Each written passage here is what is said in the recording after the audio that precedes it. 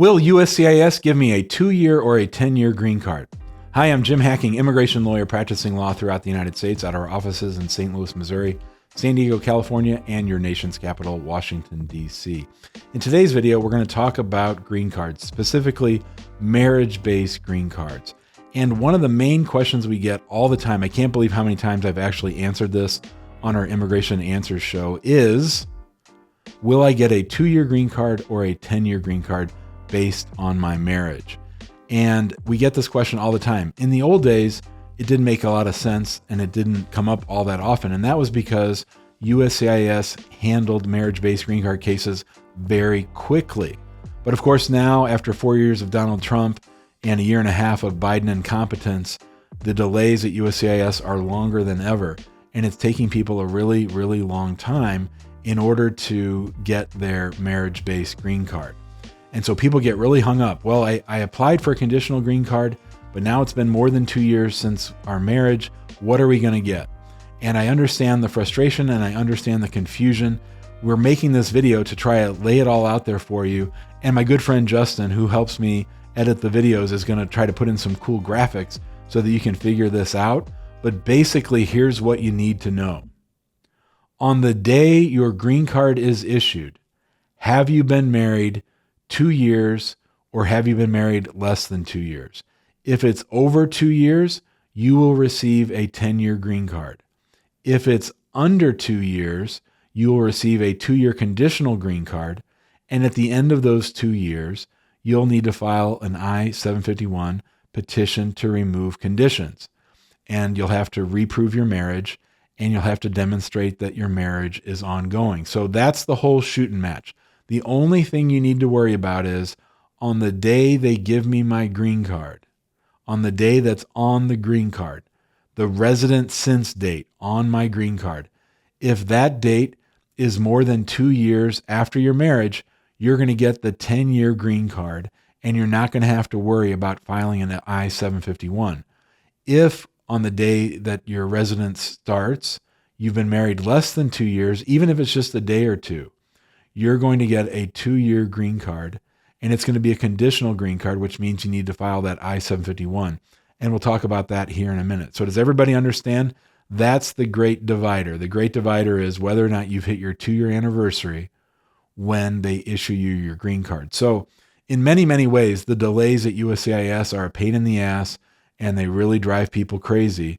But the one thing, the one benefit, or the one happy note that comes out of the long delays is that if they take too long to decide your initial green card case, or if you've applied late because you waited for a while and you didn't apply right after your marriage, you'll get a 10-year green card and you'll get to save money and you'll get to save the hassle of having to reprove your marriage. The I-751 is a relatively simple form. Usually it's filed jointly by the U.S. citizen or LPR petitioner and the foreign national who received the 2-year green card. You're going to complete this I-751 and submit a bunch of evidence that demonstrates that you're still married. The goal there is to not get an interview. And if you overwhelm them with evidence, and you should have lots of evidence because by now the foreign national has a permission to work, they have a social security number, they should be generating documents left and right over the course of the 2 years of the marriage. So you should be able to get the I-751 approved. But if you can avoid all that because they took so long to approve your initial green card, that's not such a bad thing. It's nice not to have to worry about that. It's nice not to have to worry about another interview. But I hope that we're able to convey to you what that standard is and what the test is. This is what I tell people when they call the show all the time. This is what we look at when people contact us. And sometimes people miss their deadline on filing their I-751. So we've talked about that in other videos, but you're going to need to file that right away and to get that squared away. One question we often get is, when can I apply for citizenship? And some people are worried that that's going to hinge on whether or not they received a 2-year or a 10-year green card. But that's not really going to matter, and here's why. On either green card, a 2-year green card or a 10-year green card, it's going to say resident since. And that date is what's controlling on whether or not you can apply for citizenship. You can apply for citizenship 3 years from the start date on your green card, whether that's conditional or unconditional, whether that's a 10-year green card or a 2-year green card. Now, if you have filed an I-751, they cannot and will not approve your naturalization unless and until the 751 is approved. So you have to think smartly and you have to do things in the proper order.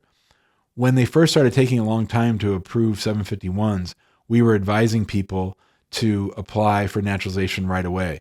Now things are so messy and USCIS is so jacked up that we are generally recommending that people wait to apply for citizenship until after their 751 is approved. So hopefully that makes sense. Hopefully you understand what kind of a green card you're going to get. But basically, if you've had your green card and if your marriage is more than 2 years old, that green card will be a 10-year green card. If it's under 2 years, it'll be a conditional green card, and you'll have to file that I-751 that we talked about. Hope you found this helpful. We love working on I-751 cases. We're really lucky because we get to work on them with past clients. So we get to help people get their original green card. We help them get the conditions removed, and then we help them with their citizenship. It's a lot of fun seeing people grow and go through the process and build their lives in the United States. We really enjoy that. And it's one of the ways that we fight for immigrants every day. If you have questions about this, feel free to give us a call, 314-961-8200. You can email us at info@hackinglawpractice.com. Be sure to join us in our Facebook group, which is called Immigrant Home. We'd love to have you join us there. We have thousands and thousands of members. They're talking about immigration issues every day. You also get news from us as fast as we can issue it. And then, of course, it's where you can find our Immigration Answer Show, which we do most Mondays through Thursday.